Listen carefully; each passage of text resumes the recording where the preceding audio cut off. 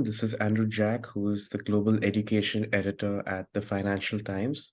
So, Andrew, could you give us a brief of your career path? Yes, hello, and it's a pleasure to be here.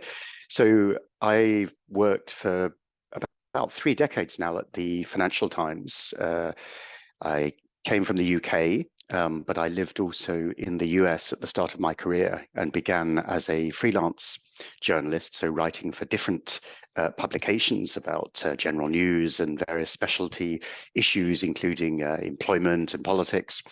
Um, I joined as a graduate trainee, which we had 2 each year, and we still continue to recruit young early stage journalists in that way. I then worked writing about companies and then about politics and general news. Then I was, as most reporters on the FT, a specialist in a number of different areas, some by sector and some by geography. So I was the correspondent focused on accounting and finance and insolvency in London. Then I moved to France, and I was one of our 3 correspondents based in Paris, covering all matters France, politics, business, economics, culture. Then I moved to Moscow, and I was for 6 years correspondent and then bureau chief of our Russia bureau, so covering Russia and also the neighboring states in the final years of the 1990s, the end of the Yeltsin era and the beginning of the Putin one.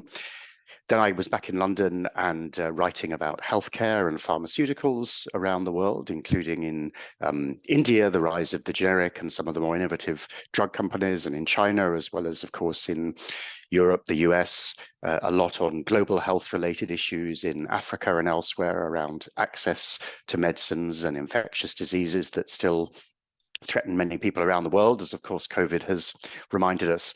And then did a couple of editing jobs of our so-called big page daily feature. And then I was running our curation team, so launching a whole series of newsletters and ways to get the specialists distilling the key insights of the day or the week into an online or an email newsletter to highlight the key areas of their specialism. And then about 4 years ago, I began this current role covering education. So I both report on big education trends around the world, and I also oversee our program offering free access online to the FT to students, teachers, and schools around the world. Wow, that's great. And so, what advice would you like to give to students who would wish to become a journalist? So, of course, journalism in many ways has become more and more diverse in terms of the skill sets. Certainly, if you're interested in reporting, but I think also most aspects of journalism, you really need to be going out and doing it, demonstrating it. One, because hopefully it is a passion and therefore it's something that you want to do anyway. And secondly, because really that's the key thing that'll get you hired, not your background, your training, your contacts, but your portfolio, if you like, of what you've done. So whether that's writing articles in a student newspaper, producing videos and interviews such as this online, or in other forms on radio, on television, graphics, and so on. The key thing is to build up that portfolio that demonstrates what you've been able to do. So it shows your ability to write, to edit, to present, to create powerful, interesting journalism for others to engage with. And then really it's a question of reading and listening and watching widely, trying to learn constantly from others, trying to build networks and think through the sorts of potential outlets where you might be able to work. And then, of course, always to apply to relevant training schemes and application programs, but at the same time to build your network more widely, to try to contact people who you admire, organizations that would be of interest, not necessarily to directly ask for a job, but to try and get their advice and get a sense of what could be the next steps. Because of course, very often a lot of work will come informally through freelance arrangements rather than perhaps initially through a formal job. All right. And so, being the global education editor at Financial Times, what is your view on education going forward? Well, I think education as this pillar of human capital, if you like, is one of the most fundamental things for anybody. For a long time, it was limited to a small group.